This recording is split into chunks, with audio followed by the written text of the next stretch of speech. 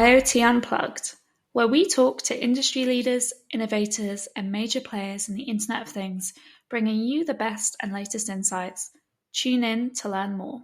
In this episode, I'm joined by Sabrina Bochen, Director, Product Planning and Marketing at u-blox, who talks to me about leveraging non-terrestrial networks to provide connectivity for a wide range of use cases. Hi, Sabrina. Thank you for joining me today. For those that may not know too much about yourself, could you provide a brief introduction to who you are and what your role at u-blox is? Sure. First of all, thank you for having me. I really appreciate being on here today. So a little bit about myself. My role is Director of Product Planning and Marketing at u-blox, and specifically I'm responsible for our cellular products. Great. And can you provide some background to u-blox as well, please? Yes. So u-blox was founded in 1997. We are a Swiss-based company and originally started making modules and chips for GNSS applications. So that's really at our core is that GNSS expertise. Over time, through some acquisitions and growth, we've also added cellular products, Wi-Fi and Bluetooth product, along with some services to support those. So in essence, the products that we do make are generally chipsets and modules for those technologies. Great, thank you for that. And a main topic for us today will be certainly looking at connectivity and connectivity being the foundation of everything. In your opinion, what is the current state of cellular connectivity more specifically? Is this, a market that you see growing? And if so, what do you think is driving this kind of growth? Yeah, so cellular is a huge market overall, right? There is a huge consumer share. At u-blox. We really focus more on the industrial and automotive side. So those are our core markets. And those have also seen a tremendous amount of growth over the last 10 years or so, like anything related to IoT, Internet of Things types of applications. There's so many more things out there today that are connected than there used to be. Now, with that said, the last maybe year or so, I think there's been a little bit of a more tepid growth than we've seen in years prior. And I think that's still some of the disruptions coming out of the COVID supply chain crisis. So there were a couple of years where it was very difficult to get components. And as a result, I think there's been a little bit of a over purchasing going on in the industry. So as we're clearing through that, there's also a couple other things on the horizon. There's some new exciting technologies coming out, satellite IoT being one of them. And so those are some areas in the next 5 years or so where we're really expecting growth will pick up again. You mentioned the COVID supply chain crisis. It's kind of unbelievable to think that something that happened 4 years ago has still had this knock-on effect on various markets. Yes, for sure. There was quite tremendous growth during COVID, to be honest, because of course everything was going remote and prompted, I think, a lot of device makers and so on that maybe prior did not have cellular connectivity in it to really think about the benefits of having, remote access to data and things like that. But yeah, so over time, then there were some disruptions with supply chain. And so we're still working through that a little bit.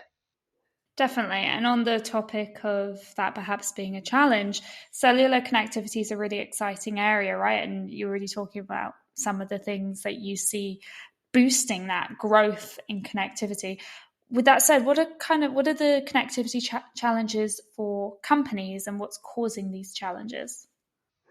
Yeah, I think one of the challenges that we're seeing at the moment a little bit is technology migration, right? So especially for IoT applications, we originally had many IoT applications on 2G, 3G. Then there was rollout of low power wide area technologies, LTE-M and NB-IoT, which really fueled a lot of growth, bringing a lot more devices or connecting a lot more devices to the internet. And now there's this expectation, I'm almost going to say, to migrate to 5G, but where the standards have been so far has really been more consumer focused or for high data rate type of applications. And so if you're looking at the vast majority of IoT applications, they are not 5G connected yet. So that'll be, I think, the next big challenge will be that migration into the 5G space. There's also some conversation around sunsetting 2G and 3G and the impact this will have on companies who are still running devices on these technologies. So do you feel like there's kind of, I think the word you used was expectation, that companies will be able to migrate over easily, but they're still trying to catch up? Yeah, I think it depends a bit on the region we're talking about, right? Mobile network operators in different parts of the world have migrated or are migrating at different paces. There are plenty of places where you don't have 2G or 3G connectivity any longer already, but there are also places where, either one of those is still in place. But there are definitely increasing talks even in those areas of sunsetting those networks. And so then the question is, what can I migrate to? What is the next thing? Should I look at a 4G technology, or do I have the time and space to kind of bypass and look at 5G? Yeah, there's certainly a lot of considerations that have to go into it, right? And a lot of nuances that need to be taken into account, which is probably the fun of cellular connectivity. Earlier, you mentioned satellite IoT is kind of something we see emerging, and that probably in part can be attributed to 3GPP release 17. So, could you talk a little bit about that and what the significance of it was? Yes. So 3GPP, first and foremost, is the kind of standards body that standardizes cellular technology. And they issue new standards in these releases. Release 17 was put in place, I think, about 2 years ago. And they part of this release 17 was a clarification or a definition on how terrestrial, meaning cellular networks, can interoperate with non-terrestrial or NTN networks. And so this was the first time that this has been really standardized. Satellite IoT connectivity has been around for many years. You were able to connect a IoT device, maybe ocean freight container or something like that, to a satellite IoT provider. The difference was that these were proprietary solutions, meaning proprietary hardware, software, protocols, and so on. And so as a result, this was an expensive thing to do. And only the most valuable or maybe most critical assets were really connected in this way. So now with 3GPP Release 17, we have a standard out there. And that also will allow for better interoperability between providers. So the changes or updates that are required to be made to make a cellular device, connect to NTN or non-terrestrial networks are relatively small in comparison to what was in place before.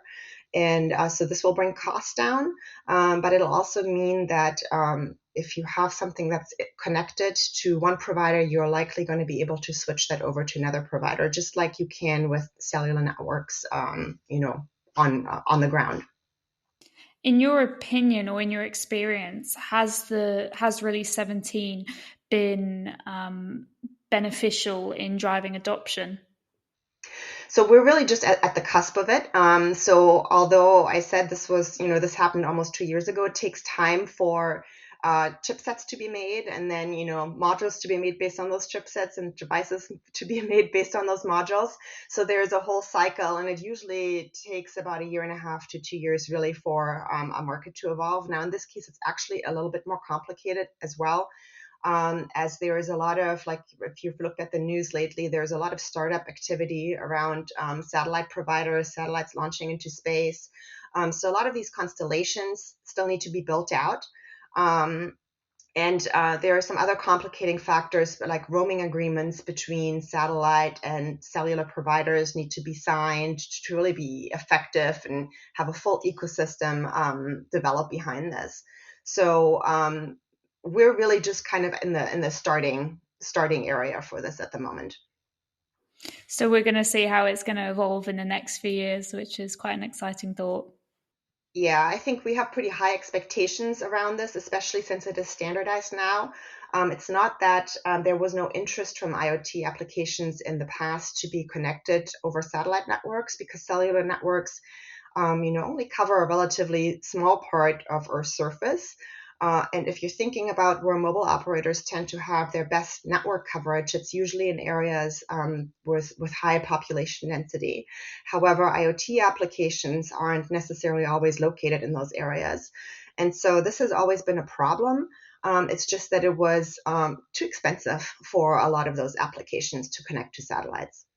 So there's the hope that this will open up more applications or perhaps drive greater adoption of things like asset tracking, which I think is probably one of the scenarios in which you're referring to, where it's not likely going to be necessarily in an urban built-up area. Yes, we're definitely expecting more applications to adopt satellite connectivity. With it being standardized now, we're really looking at this more as a feature of a cellular device rather than kind of a purpose-built, dedicated, design that needs to be specifically created for satellite connectivity. And so this will make it a lot more accessible to many more applications. The mention of a feature is really interesting because u-blox recently released a module that can integrate with non-terrestrial and terrestrial networks. So I really wanted to pick your brains on this. What were the factors leading up to the release of the module? What was the decision behind releasing it in the first place? Or should I say designing it and then releasing it? Sure. Yeah, so the module that we released is the Sarah S528N M10. It is u-blox's first terrestrial, non-terrestrial 3GPP Release 17 compliant module. So when connected to cellular networks, it can support both LTE-M and NB-IoT. And then when you're on NTN connectivity, you would be connected via IoT NTN is essentially what they call the specific part of Release 17 that's relevant for IoT applications. I think when we follow the 3GPP releases quite closely. So when we saw that this was on the agenda for Release 17, I think we were quite excited internally about this because we see this need when we talk to our customers that they have applications that are sometimes there are mobile applications that might be traveling in and out of cellular range, and other times it is more of a logistics SKU management issue. Think about maybe like a solar plant where you might have multiple locations, some of those in cellular range and some of those outside of cellular range. And in years prior, you would need to think about, well, I need this many for these locations, this many for those locations. And then if you didn't plan properly, it became more complicated. So what this allows you to have is really one product, and you can decide, where to ship it to essentially, and you're still connected both ways. So the added cost of having that satellite connectivity there is not that significant, and therefore it makes planning for those types of scenarios much simpler. So you're kind of alluding to it now, but what are the challenges that this module is helping to address? Can you go through some of those? Yeah, sure. So in the past, through a proprietary system, essentially, what you needed to do was dedicated hardware, dedicated software, dedicated protocols. So this also meant that you were tied to a specific satellite provider. If for whatever reason you wanted to switch to a different provider, you needed to equip all of your devices with a new connectivity solution. Also, in terms of what the types of modifications you needed to do, antennas, for example, were quite large. Now, this being on the Release 17 standard, we recommend essentially like a slightly higher performing antenna than maybe you could get away with your average cellular module, but it is not what people have seen in years prior, where often the satellite antennas were quite large that were required to be added to a device. So all of those are things I think that will be beneficial for the market overall. And I imagine you've got some good feedback from your customers already going, woo, we can do these things that previously were not possible. Yeah, so there's quite a bit of excitement in terms of specific segments where we're seeing a lot of interest is areas that are kind of deployed often on the outside range of cellular coverage, where maybe, for example, agriculture is a big area with a lot of interest, specifically livestock tracking, actually, where you might have animals or herds that are sometimes in cellular range, but then they might migrate out of that cellular range. And so in the past, this didn't mean that people did not want to know where the herd was. It was just too expensive, and also sometimes the devices were just too large to continue tracking them. So this is an example. Another one, you brought it up earlier already, is asset tracking, where satellite connectivity has been used there. But again, as I said, really just for very expensive things usually, because it was a costly thing to do. And now we expect this to be much more accessible for many, many more assets. Absolutely. Do you think it's going to become more important or advantageous to have these modules that can integrate with both? Yes, and so we're even seeing demand for some applications that really just want the satellite connectivity piece as kind of a, in case of scenario, where maybe you have vehicles that really will almost never go out of cellular range, but they just want to have that kind of insurance that in case there is a crash or something like that outside of cellular network range, and you have that, emergency response type thing. Um, in those types of scenarios, we were getting interest where really in the past people weren't even asking themselves, should we have satellite on here? And now this is within the realm of possibility. Yeah, definitely, definitely exciting. You spoke about it very briefly earlier, Sabrina, about satellite communications. Could you talk us through any aspects of satellite communications that you see perhaps need to be addressed or need to be looked at in order to encourage growth in this area? Well, I think at this point we are really kind of in the starting blocks, right? We're ready to go. Our customers are ready to go. It's a matter of deploying. I think one of the things that does need to happen is the ecosystem has to mature. So the Sarah S528N M10, we made a deliberate decision to have the first version of this model be compliant with geo constellations, because these are more mature at this point. There is a lot more excitement about LEO constellations as well, which are low Earth orbit constellations, and that's what you see often in a lot of the news releases. There's a lot of kind of startup activity behind this. However, you need a lot more satellites because they're closer to Earth. So they cover less of Earth's surface, or a single satellite does. So these need to, there need to be more satellites in those constellations for them to really provide a true global connectivity service. So there are some of these, growing pains that the ecosystem has to go through. But in essence, we're ready to go. And for geo specifically, you can achieve global coverage at this point already. Well, I look forward to seeing what comes out of u-blox in the future. Was there anything you wanted to mention to our listeners before we wrap up?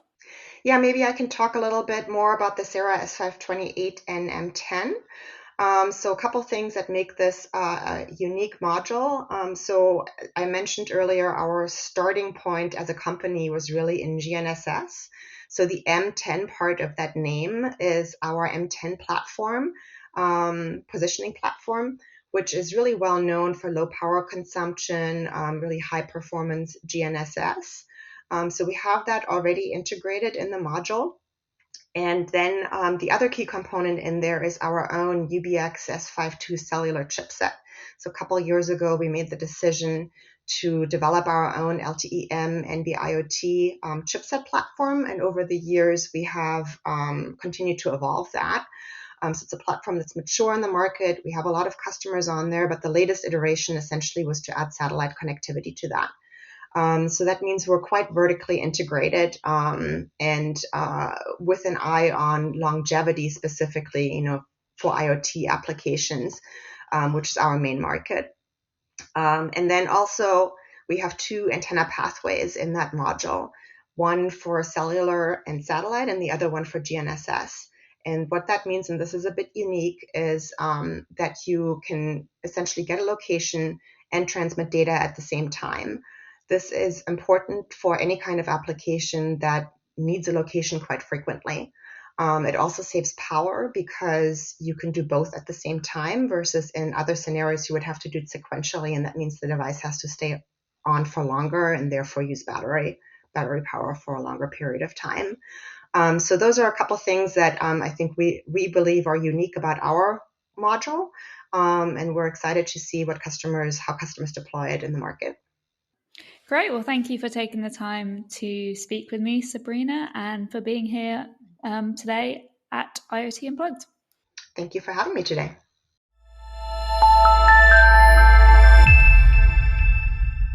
IoT Unplugged,